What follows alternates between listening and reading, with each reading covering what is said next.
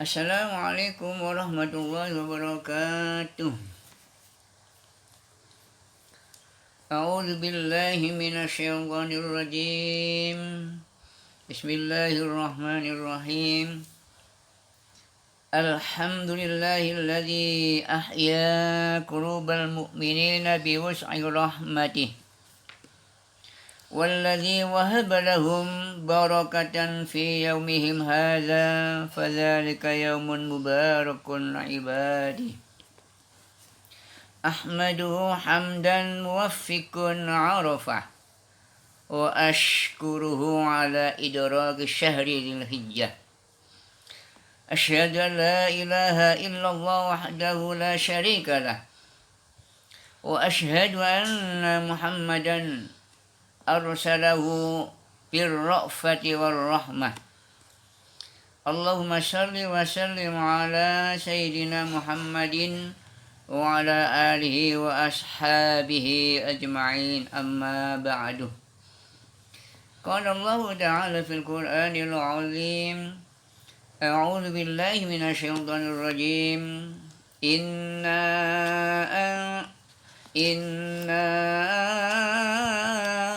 أعطيناك الكوثر فصل لربك وانحر إن شانئك هو الأبتر Sadaqallahul azim. Hadirin sandiwan sandiwati rahimakumullah.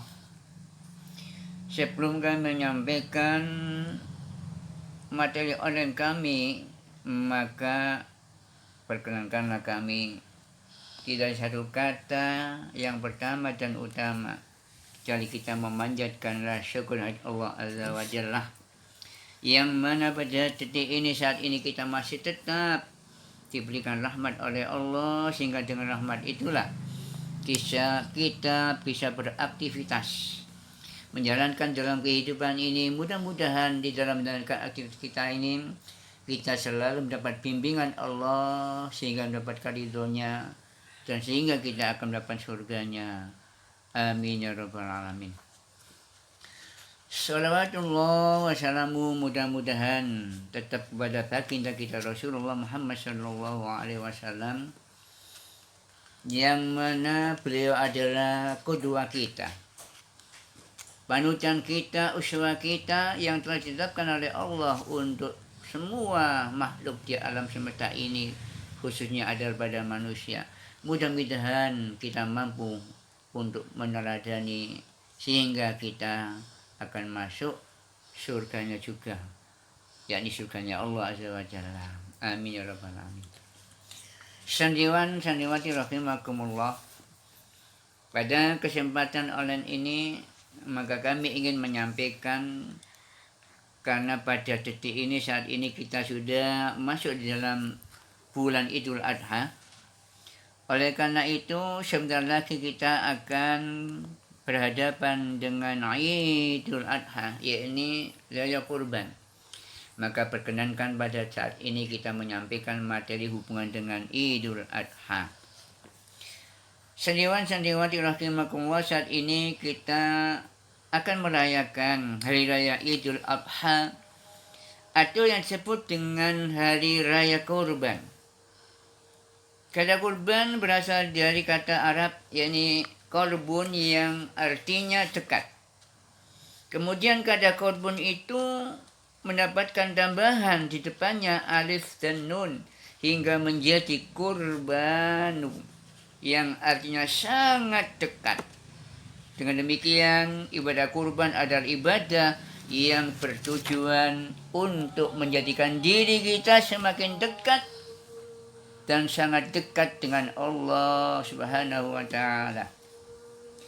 Sandiwati rahimakumullah, kurban adalah pendekatan diri secara sempurna kepada Allah. Untuk itu kurban merupakan gambaran, atau untuk menggambarkan kesempurnaan itu terlihat pertama kali pada binatang yang disembelih. Tidak boleh ada yang cacat sedikit pun. termasuk apa kakinya pincang, matanya kero, apalagi buta, sangat kurus, atau sakit. Semua itu tidak cukup untuk beribadah kurban. Dengan demikian, pada binatang disembelih tidak boleh ada cacat sedikit pun. Artinya hewan yang disembelih harus sebaik-baiknya. Baik dari segi substansinya, seorang yang berkorban tidak boleh setengah-setengah. Harus total sempurna. Dalam hal ini bisa dikaitkan dengan sikap Nabiullah Ibrahim alaihissalam saat diperintahkan Allah untuk menyembelih putranya yaitu Ismail, jadi putra kesayangannya. Saat itu ia pun secara total dan tanpa ragu siap melaksanakannya. Nabiullah Ibrahim sanggup memprioritaskan perintah Allah dan cintanya kepada Allah daripada cintanya kepada yang lain, termasuk kepada anak yang sangat dicintainya yaitu Ismail. Dari sini kita dapat mengambil pelajaran bahwa dalam mencintai Allah itu tidak boleh setengah-setengah, tetapi harus dibuktikan dengan kepatuhan secara total terhadap perintah maupun larangannya. Di sini kita juga diuji, dapatkah kita memprioritaskan kepentingan Allah di atas kepentingan yang lain. Allah menyatakan dalam firman-Nya, yakni dalam surah Ali Imran, jangan keliru mengucapkan bukan Al Imran tapi Ali Imran ayat 92. A'udzu billahi minasyaitonir rajim. Lan tanalul birra hatta tunfiqu mimma tuhibbun. وَمَا تُنْفِقُوا مِنْ شَيْءٍ فَإِنَّ اللَّهَ بِهِ عَلِيمٌ. Yang artinya kurang lebih,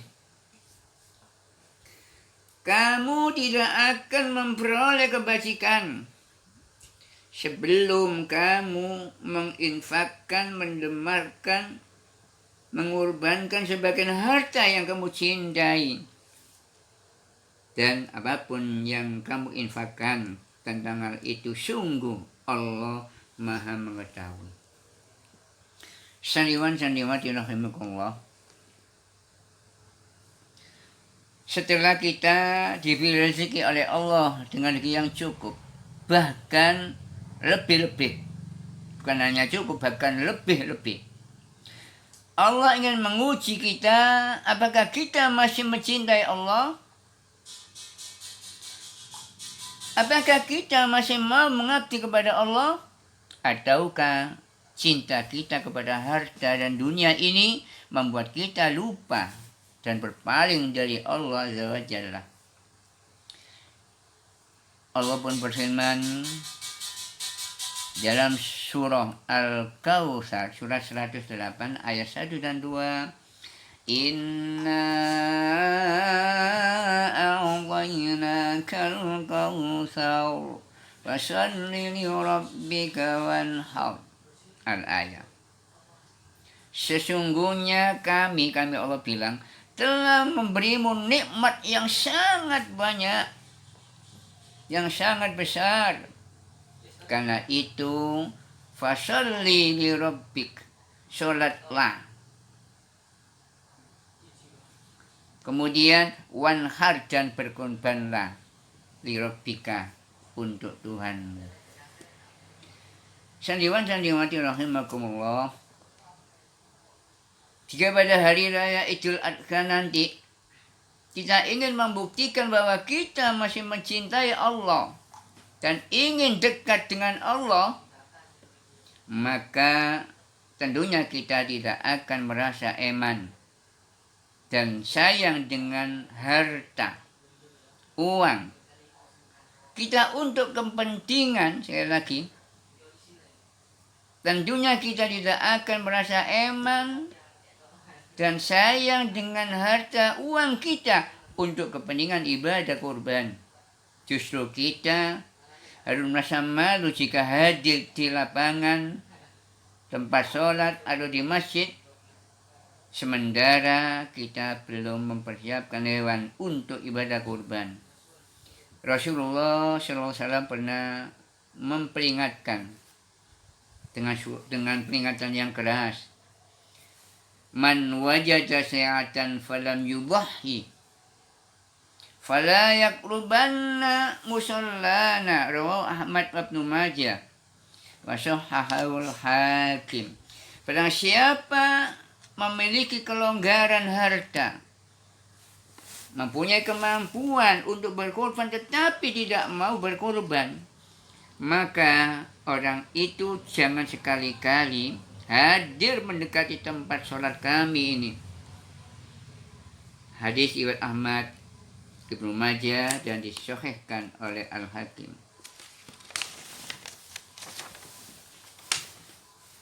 Hadis tersebut agaknya bernada ancaman kepada orang yang mampu tetapi tidak mau berkorban. Ancamannya tidak tanggung-tanggung. Ancaman itu berupa larangan mendekati tempat sholat Idul Adha yang diselenggarakan oleh baginda Rasulullah Muhammad SAW.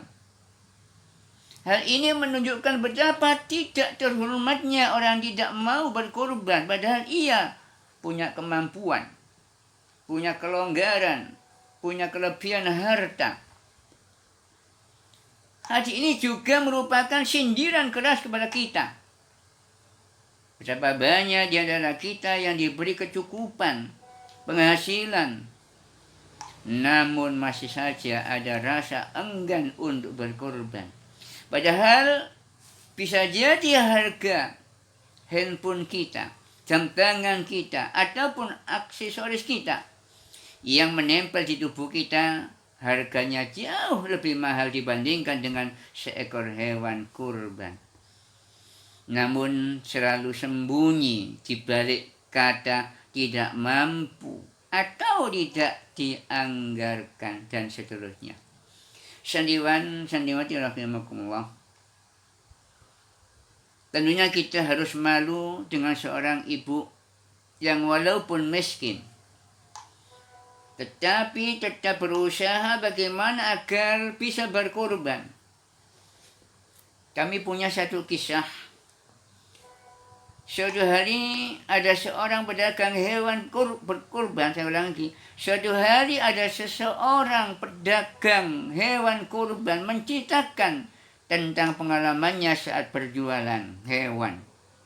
Saat itu sekitar kurang lebih, ingatan kami tahunnya kurang lebih sekitar 20 tahun yang lalu, kurang lebih. Seorang ibu datang memperhatikan dagangan saya. Ini ceritanya pedagang daging kambing kurban. Dilihat dari penampilan seorang ibu yang sangat sederhana, sepertinya ibu itu tidak akan mampu membeli kambing. Namun tetap saya coba hampiri dan menawarkan kepadanya. Silakan Bu, pilih yang mana. Lantas ibu itu menunjuk salah satu kambing termurah sambil bertanya, kalau yang itu berapa Pak harganya? Maka si penjual bilang, oh yang itu Bu, harganya 700.000. Ini kurang lebih 20 tahun yang lalu. Jawab saya, harga pasnya. Jadi si pedagang kami bilang, itu Bu harganya 700.000. Itu jawab saya. Harga pasnya berapa Pak? Tanya si ibu. Harga pasnya Bu 600.000. Monggo. Hanya harga pasnya 600.000 saja. Harga segitu untung saya kecil Bu, tapi biarlah enggak apa-apa. Yang penting sampean mampu untuk membeli dan bisa berkurban. Pak, tapi uang saya hanya 500.000 Pak. Bolehkah Pak? Kambing ini 500.000 itu pintanya. Waduh, saya bingung ya. Karena itu harga modalnya 500 ini. Akhirnya saya berembuk, bermusyawarah dengan teman-teman kami, sampai akhirnya kita putuskan diberikan saja dengan harga itu, yakni 500.000. Nah, saya pun akhirnya mengantar hewan kurban tersebut sampai ke rumahnya. Begitu tiba di rumahnya, astagfirullahaladzim, terasa menggigil seluruh badan karena melihat kondisi rumah ibu itu. Rupanya ibu itu tinggal bertiga, anaknya, neneknya, dan dia sendiri. Mereka tinggal di rumah gubuk dengan berlantai tanah. Saya tidak melihat tempat tidur kasur, juga tidak melihat kursi di ruang tamu, apalagi perabotan mewah atau barang-barang elektronik. Yang terlihat hanya dipan kayu beralasan tikar dan bantal yang lusuh kumal di atas dipan. Tertidur seorang nenek tua kurus. Mak, bangun mak. Nih, lihat saya bawa apa ini? Kata ibu itu yang beli kambing tadi pada nenek yang sedang rebahan, sampai akhirnya terbangunlah si nenek itu. Mak, saya sudah berikan emak kambing buat kurban. Nanti kita antar ke masjid ya mak, kata ibu itu dengan penuh kegembiraan. Si nenek sangat terkejut, kaget meski nampak bahagia. Sambil mengelus-elus kambing, nenek itu berucap, Alhamdulillah ya Allah, akhirnya kesampaian juga cita-cita emak selama ini untuk bisa berkurban. Nih Pak, yes, akhirnya si ibu itu memberikan uang. Nih Pak, uangnya, maafkan kalau saya nawarnya kemurahan nggih.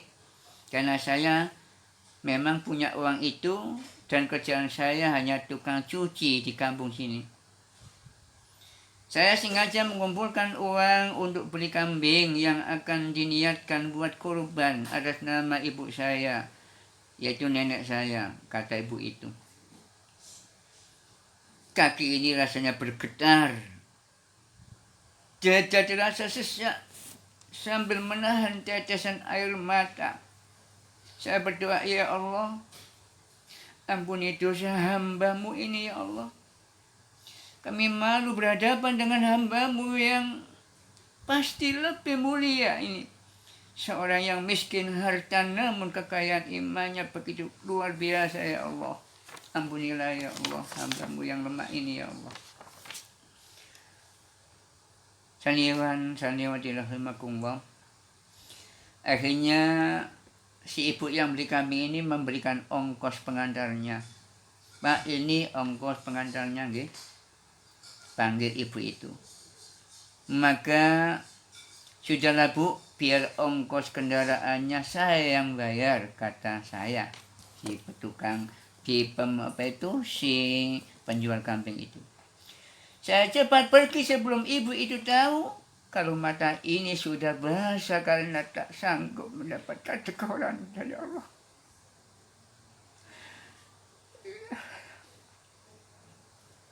Yang sudah mempertemukan dengan hambanya yang dengan kesabaran, ketabahan dan penuh keimanan, ingin memuliakan orang tuanya. Sandiwan sanimati rahimakumullah.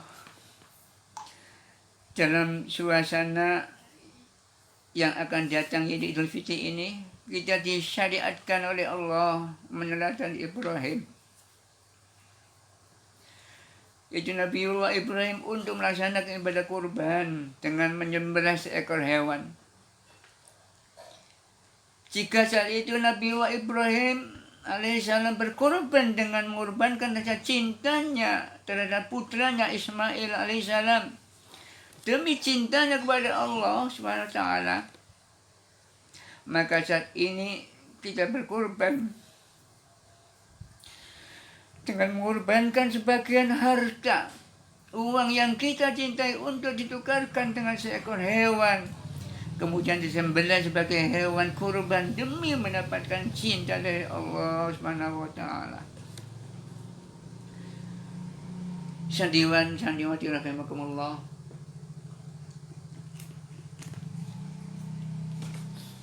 Untuk mendapatkan cinta dan ridha Allah itu memang diperlukan bukti pengorbanan. Di antaranya adalah dengan menyembelih hewan kurban yang kemudian dagingnya dibagi-bagikan kepada karib kerabat, tetangga, dan utamanya kepada kaum fakir miskin. Ibadah kurban ini merupakan proses pembelajaran atau pelatihan agar kita peduli kepada orang lain, terutama kepada kaum duafa, orang-orang yang membutuhkan bantuan dan santunan dari kita. Melalui ibadah kurban ini diharapkan tumbuh kesadaran dalam diri kita menjadi gemar membantu orang lain, peka terhadap nasib kaum lemah yang tidak eman untuk menginfakkan sebagian harta buat membantu meringankan beban mereka. Kepedulian kepada sesama, terutama kepada kaum duafa, kaum fakir miskin yang sangat membutuhkan, bisa jadi bernilai lebih tinggi daripada ibadah haji sunnah. Sekali lagi kami ulangi, kepedulian kepada sesama, terutama kepada kaum fakir miskin, kaum duafa yang sangat membutuhkan, bisa jadi bernilai lebih tinggi, lebih mulia daripada ibadah haji yang sunnah.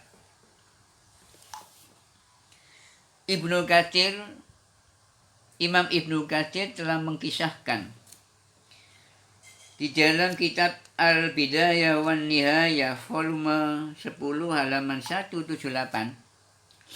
Beliau telah mengkisahkan satu saat ada seorang namanya Ibnu Mubarak. Beliau wafat tahun 181. Sekali lagi, Ibnu Mubarak wafat tahun 181 Hijriah. Pergi haji bersama rombongan. Sesampainya di satu daerah, seekor burung yang mereka bawa mati. Abdullah bin Mubarak pun menyuruh untuk membuangnya di tempat sampah yang ada di situ. Ketika para sahabatnya telah berjalan di depan, beliau Ibnu Mubarak melihat seorang anak perempuan mengambil bangkai burung itu, kemudian lari masuk ke rumah. Maka Ibnu Mubarak mendatanginya dan menanyakan keadaannya. Ia sangat penasaran dan menanyakan juga untuk apa ia mengambil bangkai burung itu. Akhirnya anak perempuan itu pun menjawab, "Tuhan, saya dan saudara saya ini di rumah ini tidak memiliki sesuatu pun selain sarung ini. Kami makan apa yang dilemparkan orang ke tempat sampah itu. Sejak beberapa hari yang lalu, bangkai telah menjadi halal bagi kami. Bapak kami sebenarnya berharta, kaya raya, namun ia dizalimi orang, hartanya diambil dan kemudian dia dibunuhnya." Mendengar keterangan anak perempuan itu, Ibnu Mubarak merasa iba. Dan saat itu langsung memberikan barang-barang yang dibawanya. Ia berkata kepada wakil-wakilnya, kepada bawahannya, "Wahai saudara-saudara kami, berapa uang yang ada pada Anda?" Maka sahabat-sahabatnya atau wakilnya menjawab, 1000 dinar tuan. Lalu Ibnu Mubarak berkata, ambillah 20 dinar untuk mencukupi kita. Sekali lagi, ambillah 20 dinar untuk mencukupi kita sampai di Marwah. Dan berikan sisanya kepada anak perempuan itu. Berarti yang diberikan adalah 980 dinar. Yang diambil hanya 20 dinar. Beliau berkata, perbuatan ini lebih utama dari haji kita pada tahun ini. Setelah itu beliau pulang ke daerahnya.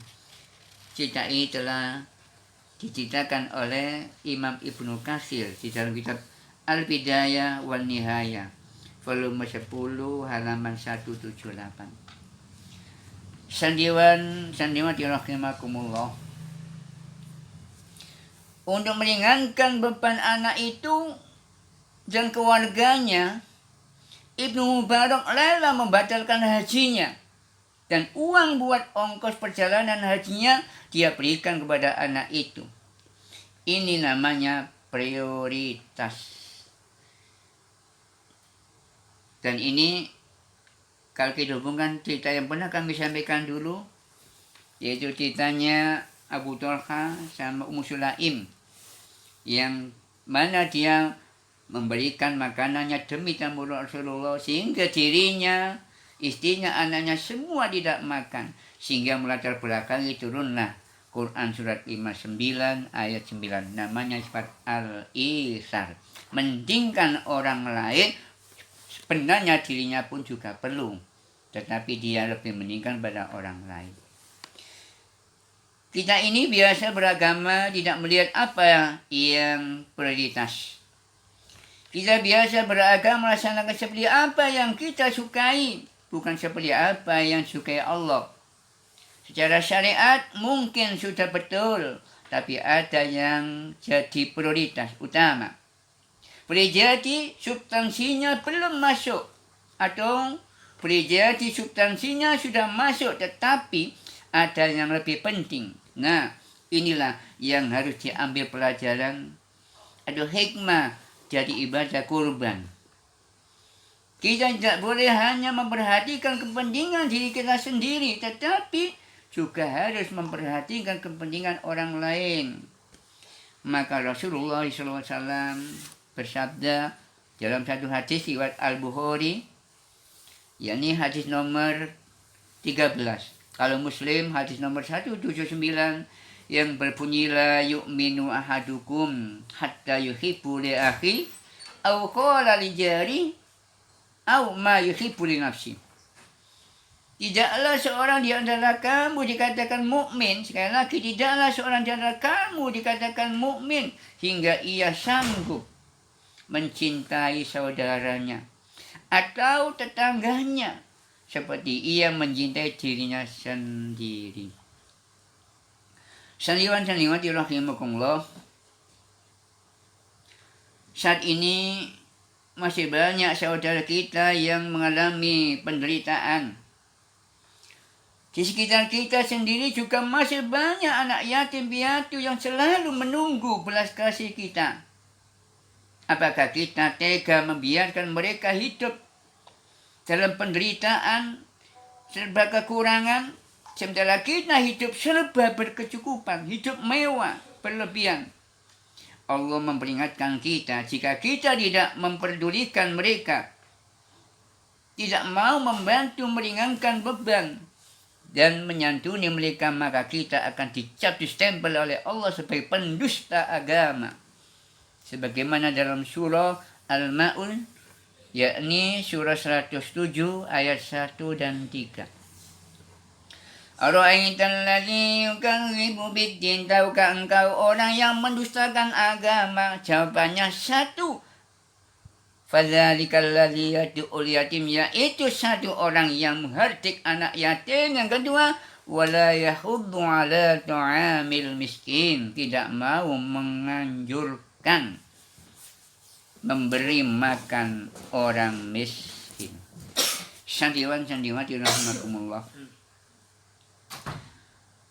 Suasana Idul Adha ini adalah momentum yang sangat tepat untuk membuktikan bahwa kita sebenarnya masih mencintai Allah. Untuk itu marilah kita dengan ikhlas menyisihkan uang untuk berkorban seekor kambing atau sapi. Untuk apa? Kalau kambing biasanya untuk 1 orang, kalau sapi untuk 7 orang. Tapi pada waktu kita menyembelih kambing 1, bagaimana yang telah kami sampaikan bisa kita niatkan untuk diri kita dan keluarga kita. Kemudian tentunya dagingnya kita bagikan kepada duafa atau fakir miskin sebagai tanda kepedulian dan kasih sayang kita kepada mereka. Setelah itu kita kembangkan jiwa kedermawan ini dalam bentuk yang lebih luas, seperti menyantuni mereka dengan memberikan beasiswa bagi pelajar miskin, membantu pengobatan, menyiapkan lapangan kerja buat mereka, dan membantu mengurangi beban-beban lainnya dan seterusnya. Sandiwati rahimakumullah. Nabi memberikan kabar gembira kepada orang yang sudi menyantuni anak yatim dengan jaminan masuk surga dengan sabda beliau, ana wa kafilul yatimi fil jannati hakaza. Wa qala bi asba'aihi as-sababati wal wusta. Nabi bilang, saya dan orang-orang yang menanggung anak yatim akan duduk berdampingan di surga. Begini pada waktu itu beliau mengatakannya dengan mengisyaratkan 2 jarinya, yakni jari telunjuk dan jari tengah. Hadis riwayat Bukhari nomor 6005. Kepada orang yang mau mengurusi janda dan orang miskin, Rasulullah menyamakannya dengan 1, orang yang berjuang di jalan Allah. 2, sama dengan orang yang selalu sholat malam yang tidak pernah merasa letih. Dan 3, puasanya di siang hari. Dalam satu hadis yang diriwayatkan Imam Bukhari nomor 606 dan Muslim nomor 7659 yang berbunyi, as-sa'i 'alal armalati wal miskin. Kepada orang yang mengurusi janda dan orang fakir miskin, Nabi menggambarkan kal mujahidi fi sabilillah, seperti orang yang jihad berjuang di jalan Allah. Awil qa'imil lail, yang kedua sama dengan orang yang selalu sholat malam yang tidak pernah merasa letih, wassaimin nahar, dan berpuasa siang harinya. Sandiwati rahimakumullah. Dalam suasana Idul Adha ini, marilah kita tumbuhkan jiwa berkorban dengan berbagi kepada sesama, terutama kepada kaum duafa, kaum fakir miskin. Bagi kita yang sedang menduduki suatu jabatan atau kekuasaan, hendaklah memegang teguh amanah itu dan bersikaplah jujur, adil, dan memperhatikan kaum duafa, kaum yang lemah.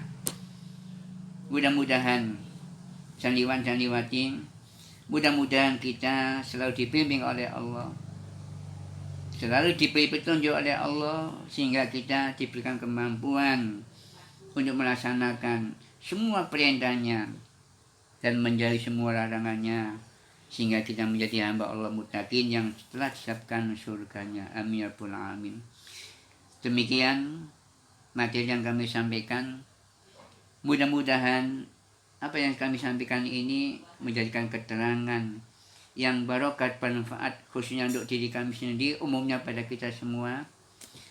Kalau itu ada kebenaran, saya yakin semata-mata ada kebenaran datangnya dari Allah. Akan tapi kalau ada hal yang kurang berkenan atau kurang atau barangkali salah, kami selaku manusia, mudah-mudahan Allah mengampuni dosa-dosa kami dan menerima semua amal ibadah kami. sehingga kita menjadi hamba Allah yang disediakan Allah surganya. Amin ya rabbal alamin. Terima kasih atas semua perhatian dan mohon maaf semua kekurangan. Kita tutup dengan doa akhir majlis. Subhanakallahumma wa bihamdika asyhadu an la ilaha illa anta astaghfiruka wa atubu ilaik. Subhana rabbika rabbil izzati amma yasifun wa salamun alal mursalin walhamdulillahi rabbil alamin. Assalamualaikum warahmatullahi wabarakatuh.